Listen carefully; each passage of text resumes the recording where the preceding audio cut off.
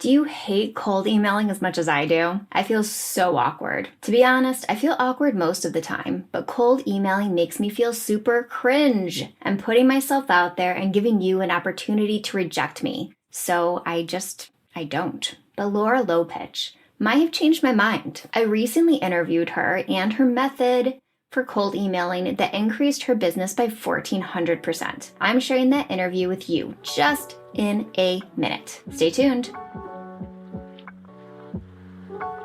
Hello and welcome to Tiny Marketing. I'm Sarah Noah Block and I teach small marketing departments that are tired of feeling overwhelmed and under-resourced how to build and manage effective and efficient marketing strategies that work for them. Get ready, it's time to dig in and get a big impact with your tiny team.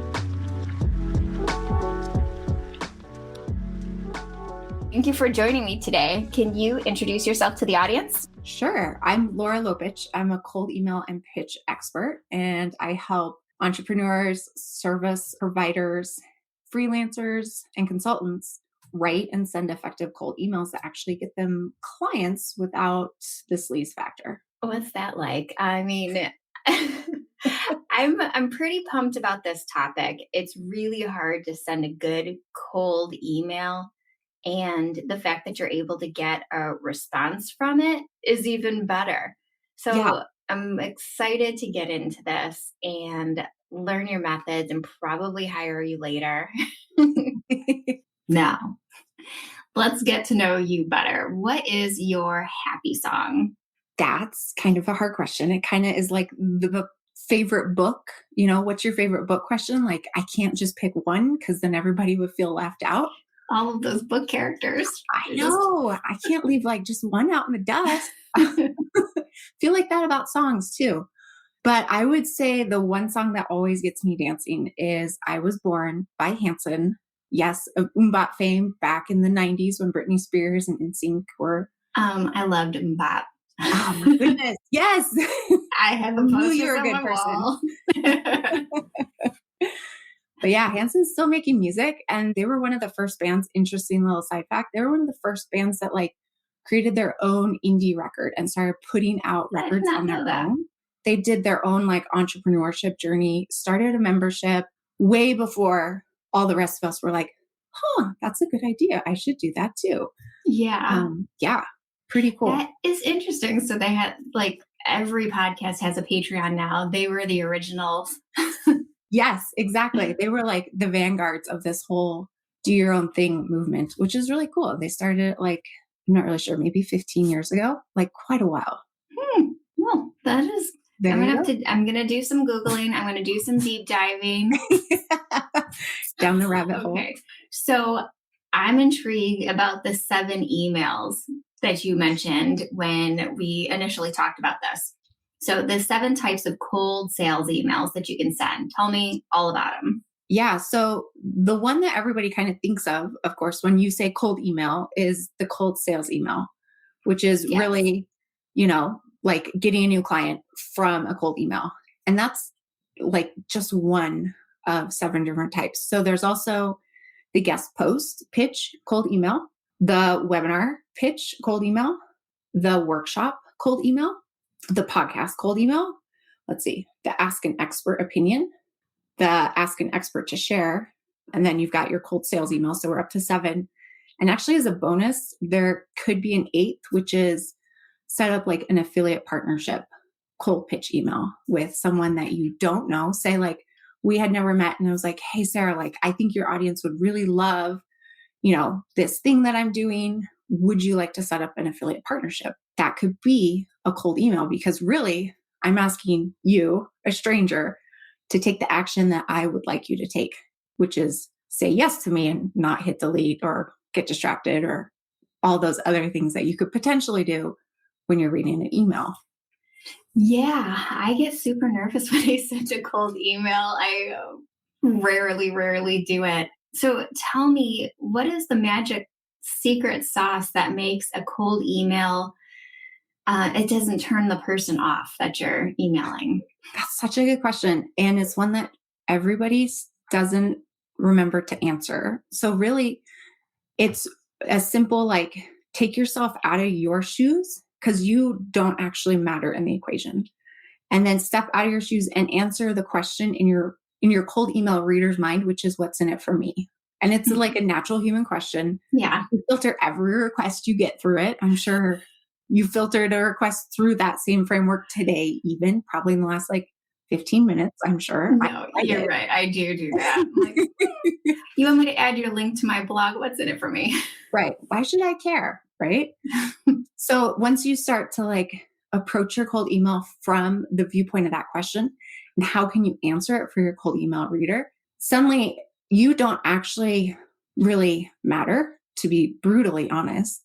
It all matters about what's your reader's problem and what's the potential solution that you could maybe be the solution for that problem, if that makes sense. So you're really just a solution to their problem, and the rest of the stuff doesn't matter. They don't really care about you unless you can provide a solution, first of all. And also, as long as you know of their problem, that also helps you kind of sidestep that sleaziness of like, hey, I need to sell you. I need to sell you. And hey, you have a problem. Let me help you. Kind of like back in the day when we used to go to movies before COVID. Remember? Like, you'd be like, man. I'm not familiar with before COVID. I was reminiscing upon those times earlier today. Oh, remember those days? No. I don't. Not anymore. They're long forgotten. Yeah. But you would like ask your friends or like your family for like a movie recommendation. Like, hey, I feel like going to the movies and like doing the thing, right? What should I go see? Is it like the new Ryan Reynolds or the new like Julia Roberts or whoever's out, right? What should I go see? What have you seen recently?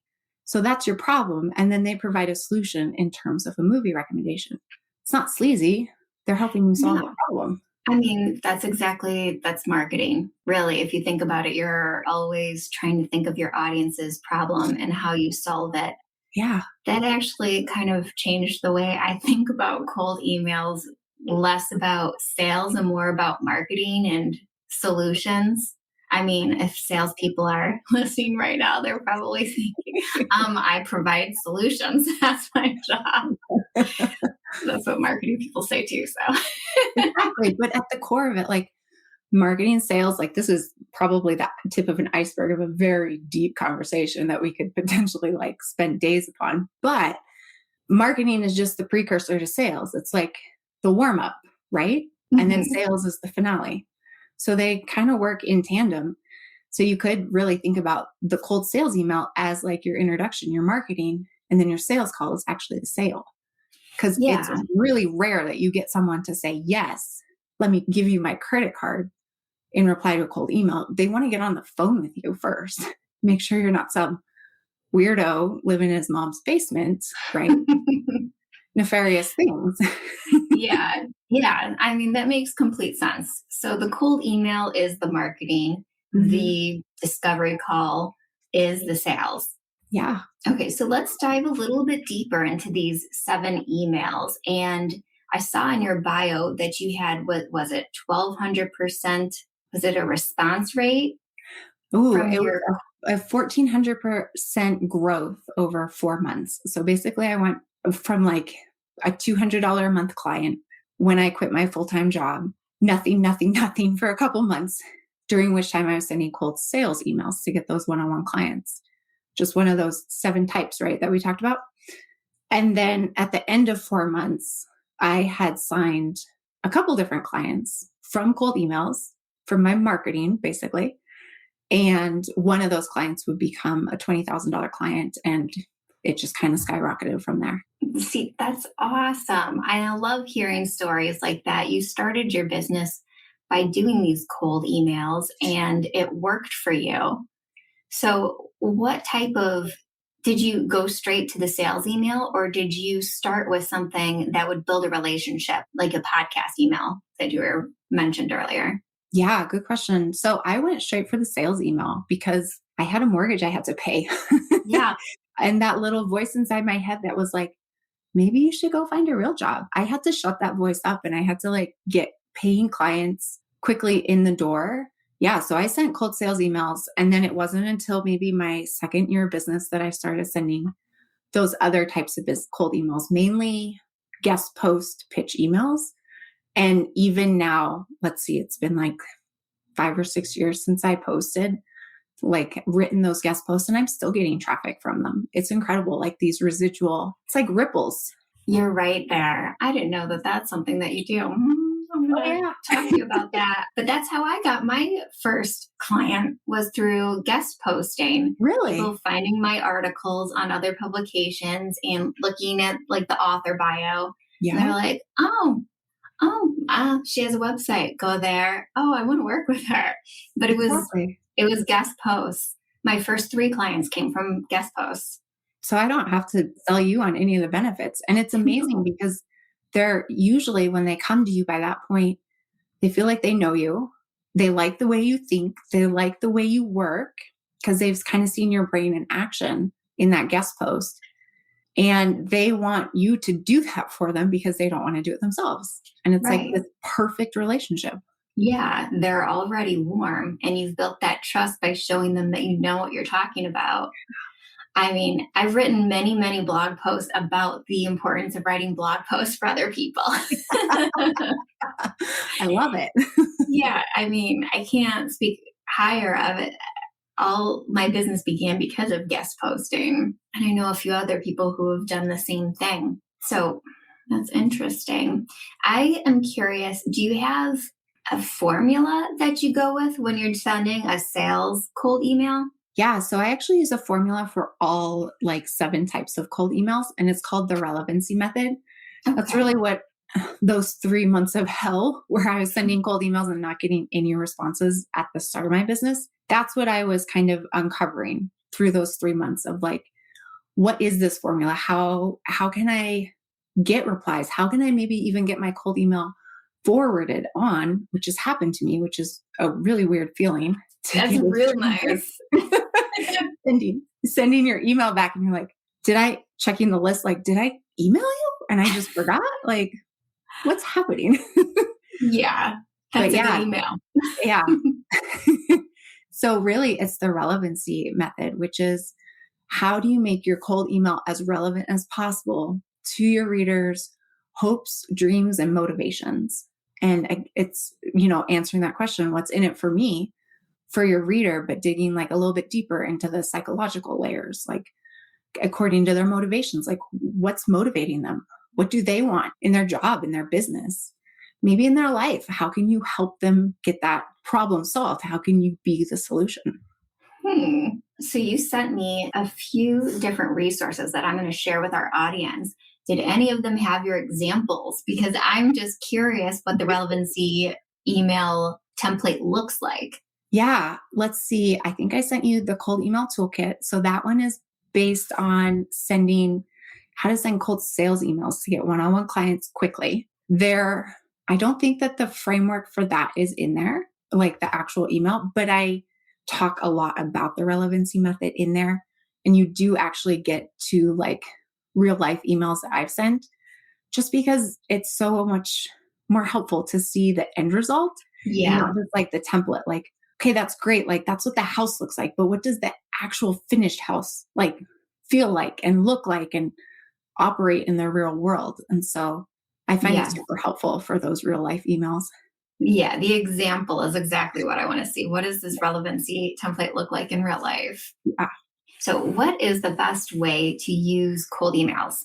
I would say everywhere that you can in your business, especially if you're a tiny team or maybe like a solopreneur and you're relying on maybe VAs to kind of fill in the gaps. I would say cold emails the best way I can describe them is if you're sending one of the 6 other types, right? Not just the cold sales email to get one-on-one clients, because that's just like a one-to-one email, right?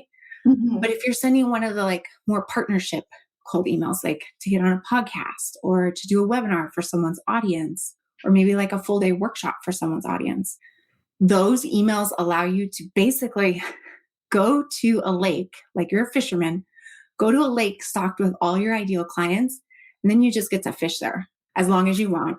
And you just get so many ideal clients just coming to you and being like, oh my goodness, I would love to work with you. How can we work together? That's really what cold emails do. Yeah, that was a good example too, because I've seen so many times where like I'll get emails from people that I subscribe to their email address and they are promoting somebody else's workshop or webinar. And I'm like, I don't even know how to have that conversation with people. So I'm guessing you do. How do you have that conversation where you're like, promote this webinar because it would have a it would have a positive impact for your audience? How do you get someone to say yes to that? Yeah, you set it up as like a win-win partnership. Like, what do they get it in return, right? Maybe you set it up as an affiliate partnership where they get a kickback from every so many people that they send your way. Or maybe you in return, I've done partnerships like this where say you're going to, share my lead magnet or whatever with your audience and I in return will share yours with mine. So it's kind of like I'll scratch your back, you scratch mine. And it Mm-hmm. really depends too upon kind of, again, what's in it for me, like answering that question for your partner. And you don't necessarily have to answer it in the first email. You just have to get them to be intrigued enough to say, yeah, Sarah, like I would love to do maybe a partnership with you. You sound like you have a great audience. What are you thinking? And at that point, you can get on like a Zoom call and be like, okay, here are kind of the ideas. What do you think? What would you like out of this? And kind of hash it out. I like that. A lot of my clients are, I would say it's like 50% really established companies and 50% that are building their audience from scratch. Ooh, And I feel like partnerships, at least in my experience, are a great place to start where to build your audience and to get in front of those people, especially like service and then connected to a product. yes. Those are always great partnerships and Yes. it can be mutually beneficial doing it that way. Yeah. And it's amazing. Once you start looking for partnerships, you will literally see them everywhere. An example that kind of pops to my head right now is maybe you heard like Lively, she like launched this non-alcoholic like mixer drink company, Hmm. right? Which Yeah. is funny because she apparently doesn't drink alcohol. But she launched this company, startup. You would think maybe she'd have a big budget, but I guess they're kind of bootstrapping. They signed a partnership deal with British Airways to serve her like mixer drinks on their flights. It's a win-win because her company's providing mixers, getting lots of exposure on British Airways, and British Airways is getting like kind of like a celebrity brand on their airline, Yeah. right? So once you start thinking and like looking for partnerships, they're really everywhere. Like HGTV is giving away a dream home right now. I don't think they paid a single penny to build this dream home in Vermont based on the amount of like mower sinks and like this architect firm and this design firm and this construction firm. They're all in this project to get publicity. Yeah. Yeah. And that makes sense. I've had clients that do the same thing where they're like a building material company and they'll work with interior bloggers to get exposure. Exactly that. It doesn't cost that much to give away your product to get that much exposure. It's incredible. Yeah. And it's really kind of cool once you start seeing like these bigger companies doing it and you're like, well, why can't I do it? If it works for them, it should work on a smaller scale. And it totally does. Yeah. Yeah. And I think when people hear the word influencer, that they think of Instagram Yep. influencers. But micro influencers within your space can be so impactful.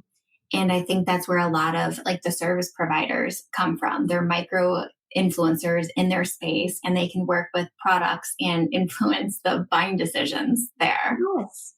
Yes, exactly. It's really cool. Yeah. So, how can people work with you? So people can work with me inside one of my two courses, my two programs. One is Zero Opens to Full Pipeline. That's a self-paced course where you basically get my whole framework for cold emails.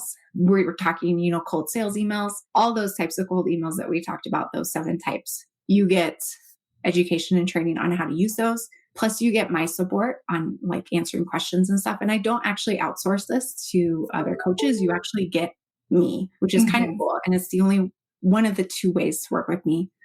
If you want more support, you can work with me inside the Growth Multiplier Mentorship. And that's that same like training modules, but you get 6 months of support plus like one-on-ones and group coaching. So like a more robust level of support. Yeah. Okay, that's very nice. And where do you hang out online if people want to follow you? That's a good question. I would love to say social media, but honestly, I'm not very active. You can find me on Twitter at Waiting to Be Read, or you can find me on Instagram at Laura Lopuch. But honestly, the best way to actually talk with me is reading my email list and replying to an email. Like a true email nerd, that's usually where I spend most of my time. And how can people join your email list? So yeah, I put together this really cool resource for you guys, and it's totally free. It's 2 cold email templates, and you get 2 real life examples also.